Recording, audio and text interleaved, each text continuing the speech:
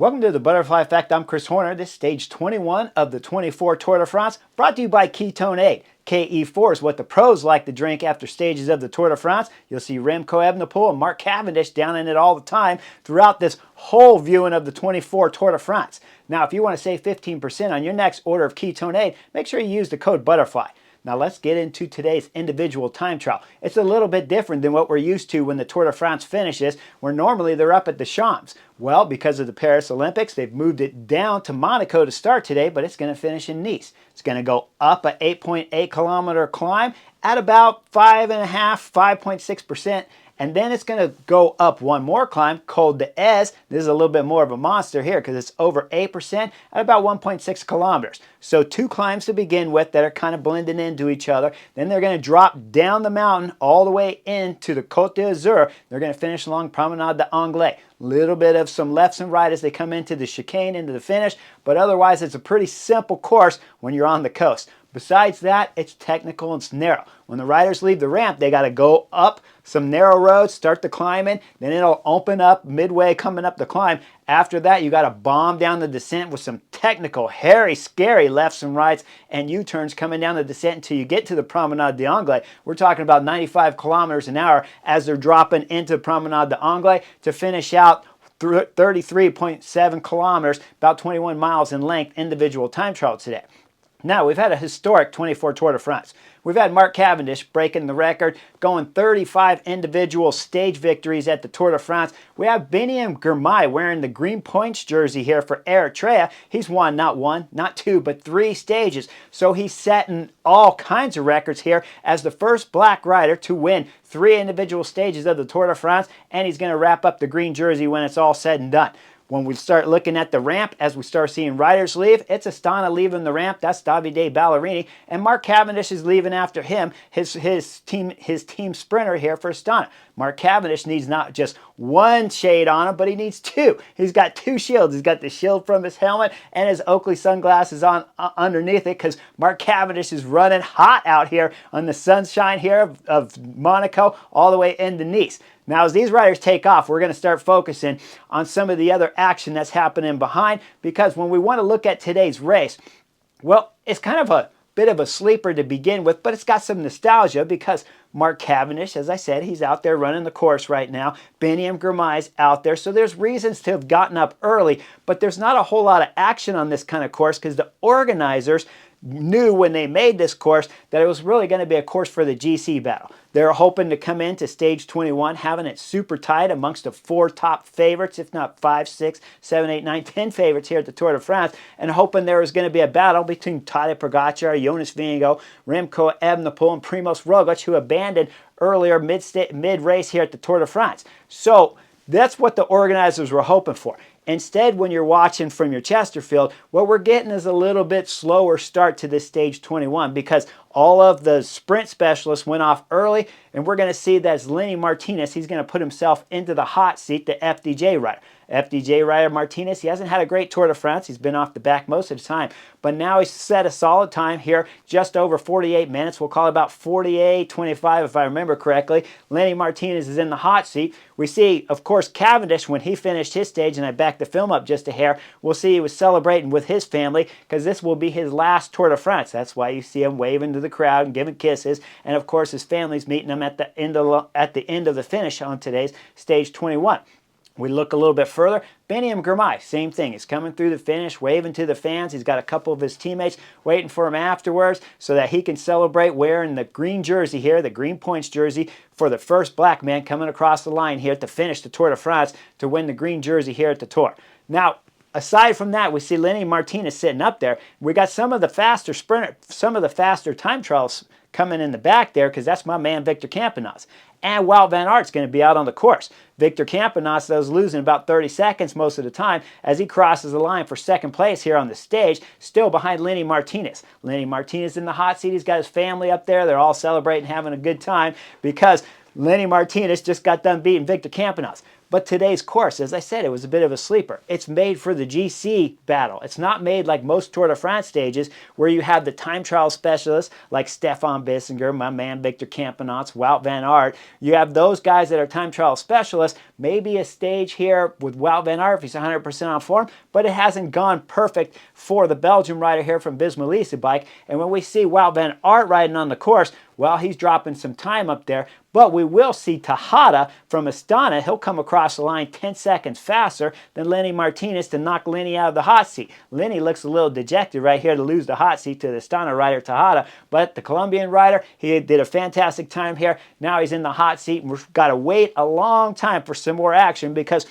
when Wout van Aert crosses the line, he's about 5 minutes down on the time of Tejada. So we know we got to wait all the way into the last 10 riders to be able to see some action on today's stage 21 if it's the individual stage that you want to see the battle, which is, of course, what I want to see. The nostalgic part of it, we got to see early with Cavendish, Biniam Girmay, and Simon Gasquet cross the line too because he's said he's announced his retirement. So this will be his last Tour de France also. With Tejada in the hot seat, let's fast forward and start going all the way up to the top 10 riders as we see Ciccone from Lidl Trek leaving the ramp. Now Ciccone leaves the ramp. After Ciccone, we see Derek G from Israel Premier Tech sit 9th on the general classification. If I give you a list of the top 10 here on GC, let me give you 11 because 11th is Santiago Buitrago. First, of course, is Tadej Pogačar, but he's got this wrapped up. Whether if he wants to win today's stage 21 or not, we know he's going to win the general classification. Jonas Vingegaard sitting solid in second. Third, Remco Evenepoel there. But then we start going down to fourth. Fourth and fifth are really close amongst each other. We start looking at sixth and seventh. They're close. We start looking at 8th and 9th, they're close. And then, of course, 10 and 11's really close because Ciccone only has about 22-second gap on Santiago Buitrago. Well, as I told you, he's leaving the ramp. We saw Derek G leaving the ramp. And after the cameras see Derek G leave the ramp, they're going to start focusing on some of the riders that are getting ready here, coming up to the ramp as we see Tadej Pogačar walking through. Remco Evenepoel's getting there. Jonas Vingegaard's got his big old Visma Bike helmet still there. They haven't won anything here when it comes to time trials, but they still wearing that big old helmet on the head there of Jonas Vingegaard. And so once we see those riders all coming, the big time 3 favorites here of the 24 Tour de France, getting ready to start their individual time trial, the camera all of a sudden finds Matteo Jorgenson from Visma Bike. He's coming up into the right turn there as he's starting to climb. We're about 3 kilometers into the course for Jorgenson, and you will see his pedal do a rotation. It'll clear the concrete. Then we see his pedal do another rotation. I can't tell you if he hits his pedal. I'm not certain he actually hits his pedal because you don't see the back wheel lift up, but you see the back wheel slide out. Then you see Matteo Jorgenson go down. And when you see him go down, I'll point something out. He's riding speed play pedals. I've ridden speed play pedals in the past. It is very complicated to hit your pedal if you're riding speed plays. Now, when I show you the picture, it looks like his foot's right there, so he could have hit his foot coming through the corner here, and that could have released some of the pressure of the back wheel. But normally, you'd see the back wheel come up. Instead, you see the wheels coming up as we start seeing the pedals already past the pavement section there and the back wheels coming up. So I wonder if he had a gear issue right here and somehow the gear slipped and moved his weight forward. The bike started to lift itself. But either way, the American rider for Visma Bike's hitting the deck right here in the right turn. He gets up quickly, gets back on his bike. Now we start looking further down the list of the riders leaving the ramp. It's Adam Yates. Adam Yates, UAE team member. It's a takeoff from the ramp. They didn't show the picture of Landa leaving the ramp, so we'll see Almeida, UAE team member. It's next taking off down the ramp. As each of those riders are taking off, that means we're starting to get into the big-time favorites here. So the next rider to come up, Remco Evenepoel, the Belgian rider, he's taking off from the ramp. Just followed behind him, Jonas Vingegaard. We start seeing Jonas Vingegaard taking big-time breaths. As he's taking a breath, the camera goes back up and finds Remco Evenepoel flying up there on the pedals, and his director sportif's coming over the radio. Director Sportif says, okay, let's go out and get this win is what he's saying. But he's saying Tadej Pogačar can wave to the fans. Let's focus and do what we need to do here to win the stage. I'm sitting on the Chesterfield. I'm thinking to the Director Sportif, you really think Tadej Pogačar, the Slovenian who just got done winning the Giro, has 5 stages here at the Tour de France, is going to take the last stage off of the individual time trial with Remco Evenepoel in the race? I'll have to remind the Director Sportif that Tadej Pogačar lost this year's individual time trial to Remco Evenepoel on stage 7, and Tadej Pogačar hasn't won an individual time trial against Remco Evenepoel throughout their early racing of career here so far when they're competing against each other. So when we start seeing Tadej Pogačar come up to lead the ramp, we see him focused. He's taking deep breaths. He's ready to go. I'm sitting there all excited now because it's been a sleeper of a stage through the first half, but it's getting exciting when we first started seeing the crash there from Jorgenson, and when we saw Remco leaving the ramp with his director sportif,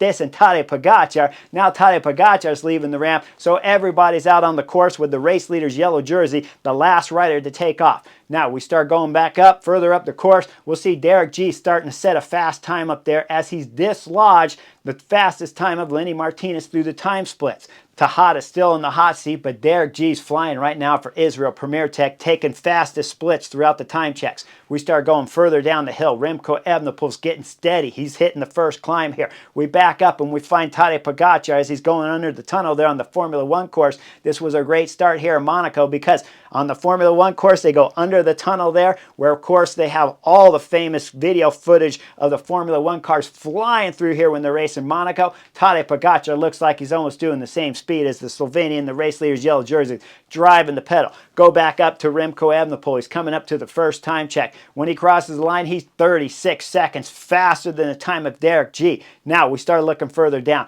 Jonas Vingegaard's flying on the pedals too. When he comes across the time check, he's 19 seconds faster than Remco Evenepoel. But Tadej Pogačar's flying even faster on the pedals. As the Slovenian comes up to the first time check, he's 7 seconds faster than Jonas Vingegaard. Right now, first, second, and third are all chasing each other, but the Slovenian has clearly shown that he's not here to wave to the fans. So the director sportif from Pseudo Quickstep, he's going to have some apologies at the end of today's stage if the Slovenian can keep this kind of speed going.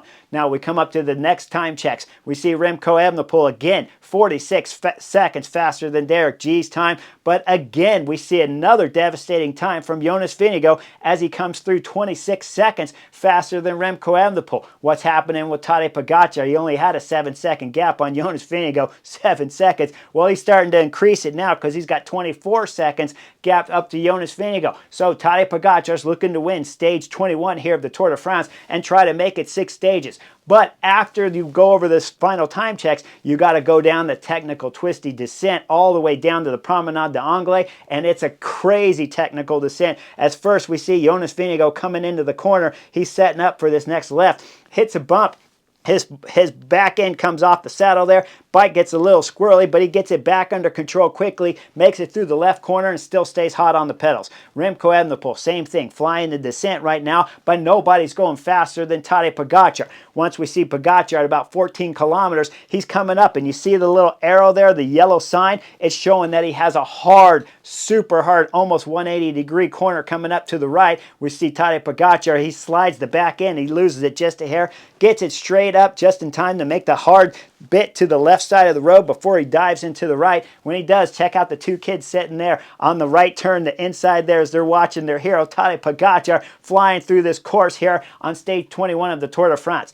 Up front, Jorgenson's flying on the pedals. He's still trying to make up some time. He went through his time check about 10 seconds slower than Derek G, but Derek G is flying as he's coming through the finish line 18 seconds faster than Tejada from Astana. Now, he won't have time to get in the hot seat because the American Matteo Jorgenson is flying. As we see Matteo Jorgenson crossing the line 27 seconds faster than the time of Derek G from Israel Premier Tech. Man, Jorgenson is in the hot seat right now, had flown. Let me remind you guys, he crashed 3 kilometers into the race, picked his bike up. Now he's over 27 seconds faster right now from the time of Derek G and in the hot seat. But he's still got some drama back there because you got some of the favorites that are still coming behind him. Next to cross the line will be Carlos Rodriguez, but he's up 1 minute 44 seconds slower than the time there of Jorgenson. He'll slot in for 11th on the stage Adam Yates will be the next rider coming across the line. 48 seconds slower than Jorgenson, but 5th on the stage at this moment. There's still some more riders out there that cross the line.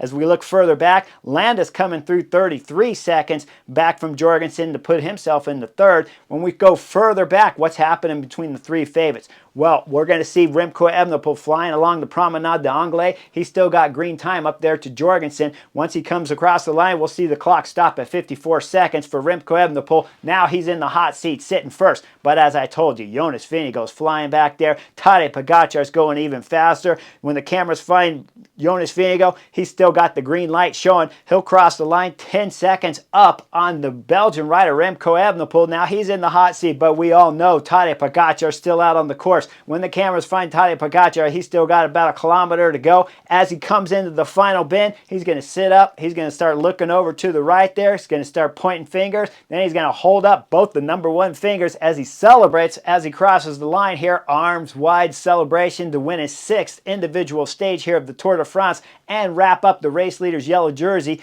to give himself the double. He won the Giro. He won the Tour de France in 2024. It hasn't been done since Marco Pantani. He'll celebrate with his teammates that have special jerseys right after he crosses the line. Later, we'll see him with his woman as he's getting hugs and smooches. Of course, who doesn't love some smooches from your woman?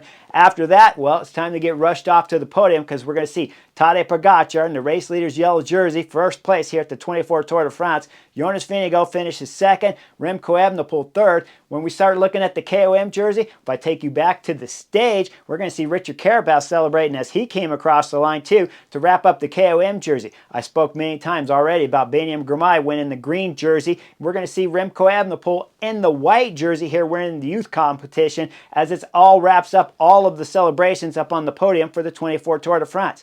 Now, when we look over at Tadej Pogačar talking in the interview, he says that he believes this was his first Grand Tour that he went through basically flawless.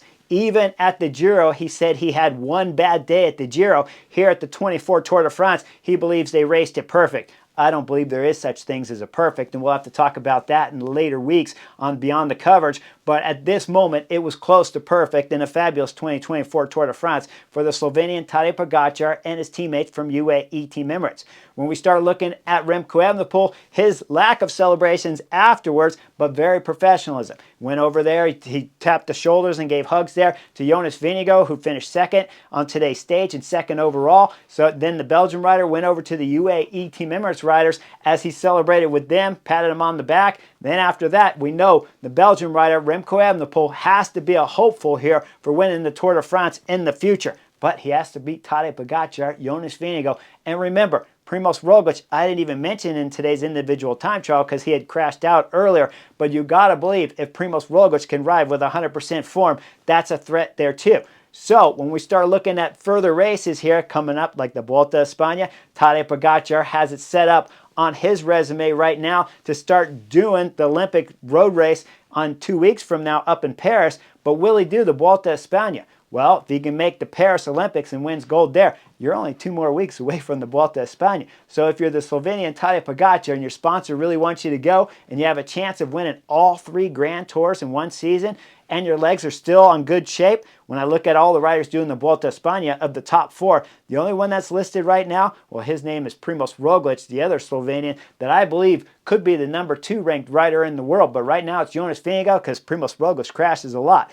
Tadej Pogačar, certainly number 1 after this year's Tour de France, has been number 1 pretty much all the time throughout the Butterfly Effect and Beyond the Coverage, with the exception of last year's Tour de France, where I had Jonas Vingegaard as the number 1 ranked rider in the world until he started attacking Sepp Kuss at the Vuelta a España. When I took it away, gave it back to Tadej Pogačar. Tadej Pogačar has been the hottest rider in the last few seasons, all the way since 2020, now into the 24 finish of the 24 Tour de France. So Tadej Pogačar, are you going to do the Vuelta a España or not? Well, we're going to have to wait a little while to figure out whether or not if he's going to set his schedule and rechange it after the Olympic road race finishes. But like I said, the Olympics and the Vuelta a España are pretty close. So if the Slovenian still has hot legs after the Olympics, maybe he tries to continue this dream season.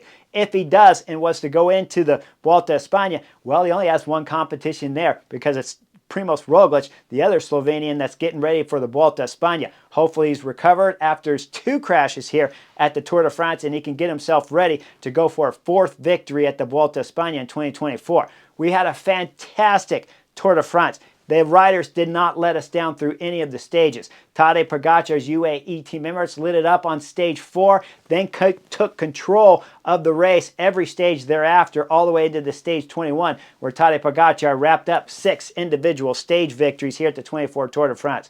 Congratulations, Tadej Pogačar, to put on quite a show. Mark Cavendish breaking the record, 35 individual stage records. Fantastic. Biniam Girmay in the green jersey, 3 stages here. First black man to win 3 stages and to take the green jersey at the Tour de France. Congratulations to all the Eritreans out there and Biniam Girmay for putting on quite a show here at the Tour de France. We had a magnificent 3 weeks of racing here at the Tour de France. It's been my pleasure and my boys Garrett, who helps do all the edits here, to bring it to you. Hopefully you guys enjoyed it as much as I did. Like and subscribe. I'll see you guys on the next edition real soon.